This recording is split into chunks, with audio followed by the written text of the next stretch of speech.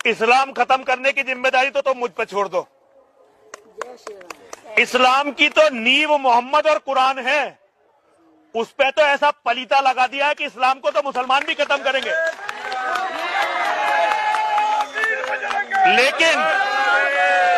लेकिन इसमें अभी 50 साल लगेंगे। 50 साल में हिंदू धर्म ना खत्म हो जाए, इसकी जिम्मेदारी संभालो। और इस काम के मुसलमान के विरोध में हिंदू वोट कंसोलिडेट होगा तो सत्ता केवल ब्राह्मण और ब्राह्मणवादी शक्तियों के हाथ में आएगी, जिस वजह से जो है ये इस्लामिक फोबिया खड़ा करते हैं और जिसकी वजह से ही ये इस मुल्क में फसाद करवाते हैं, क्योंकि फसाद कराने से जो जातियों में बटा हुआ हिंदू समाज है वो फिर हिंदू बन जाता है। इस वीडियो को देखिए कि इन्होंने हिंदू देवी देवताओं के बारे में क्या कुछ कहा है। आपस में शिव का और विष्णु तत्व का तत्व रूपेण है, कोई कैलेंडर वाले नहीं है। ये जो चित्र देख रहे हो 150 साल पुराने चित्र है, उसके पहले ये चित्र नहीं है। ये credit goes to Raja Ravi Varma जिन्होंने ये चित्र बनाए। और आपको जानकर बड़ा आश्चर्य होगा कि जिन लक्ष्मी और जिन देवियों के चित्र राजा रवि वर्मा ने बनाए हैं, मैं बिल्कुल ऑन रिकॉर्ड बोल रहा हूँ, वो सारी की सारी उस जमाने की वैश्याएं स्त्रियों को बिठा करके उसने बनाए हैं। क्यों? क्योंकि सम्राट परिवार की कोई स्त्री उस वक्त पोर्ट्रेट के लिए नहीं बैठती थी। भारत की जो पहली हिंदी फिल्म जगत की फिल्में बनी हैं, उसमें भी काम करने वाली उस तरह की स्त्रियां थी। तो वो देश काल की परिस्थिति की बात है, मैं इसमें कोई ये प्लस माइनस नहीं बोल रहा।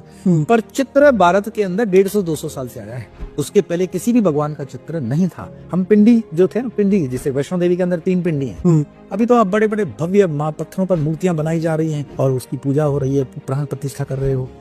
हमारा कंसेप्ट ही नहीं है, सनातन का ये कंसेप्ट। मनुष्यों, तुमको अत्यंत उचित है कि मुझ एक परमेश्वर को छोड़कर किसी दूसरे परमेश्वर को मत मानो, क्योंकि मुझ एक परमेश्वर को छोड़कर कोई दूसरा ईश्वर नहीं है। ये ऋग्वेद के मंडल 1 सूक्त 7 का 10वां मंत्र है।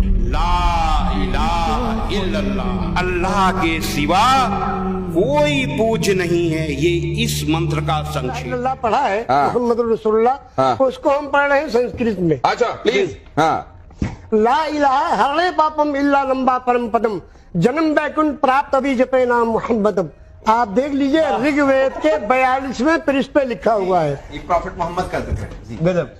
चलिए ऋग्वेद के 42वें पृष्ठ पे आप पढ़िए सर। खर्च करो, खरीदो, जिस पार्टी में जी चाहे बुला लो उनको। बहुत धन्यवाद, बहुत धन्यवाद। ये आपका प्रेम और स्नेह है। ये तस्वीर ये है गंगा जमनी, ये है ऐतिहासिक तस्वीर। ये गंगा जमनी ऐतिहासिक तहजीब है।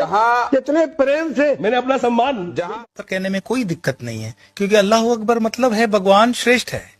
अल्लाह अकबर को गूगल करके आप ट्रांसलेशन देखोगे तो इसका अर्थ मात्र इतना है कि अल्लाह ही सर्वश्रेष्ठ है, दूसरा कोई है ही नहीं। अल्लाह अकबर बस। सूरा 4 आयत नंबर 36 में है, धरती पर अकड़कर मत चल कि तू धरती को फाड़ नहीं डालेगा और न लंबा होकर पहाड़ों की चोटी पर पहुंच जाएगा। तो अल्लाह ऐसे व्यक्ति को पसंद नहीं करता जो घमंड करता और इतराता हो। हजरत मोहम्मद सल्लल्लाहु अलैहि वसल्लम कभी भी घमंड नहीं करते थे। मजीद की सूरा 6 की आयत नंबर 32 है, सांसारिक जीवन तो बस एक खेल और तमाशे के अलावा कुछ नहीं। आखिरत का घर उन लोगों के लिए अच्छा है जो अल्लाह का डर रखते हैं। ये कुछ नहीं है, आखिरत का घर असली चीज है। जो लोग काफिर हुए और काफिर ही मरे, ऐसों पर अल्लाह की और फरिश्तों की और इंसानों की सबकी लानत। वो हमेशा इसी लानत में गिरफ्तार रहेंगे। उनसे न तो अजाब हल्का ही किया जाएगा और न उन्हें कुछ मोहलत मिलेगी। ऐ पैगंबर सल्लल्लाहु अलैहि वसल्लम, इन मुनकिरान इस्लाम से कह दो कि ऐ काफिरो, जिन बुतों को तुम पूजते हो उनको मैं नहीं पूजता, और जिस खुदा की मैं इबादत करता हूँ उसकी तुम इबादत नहीं करते।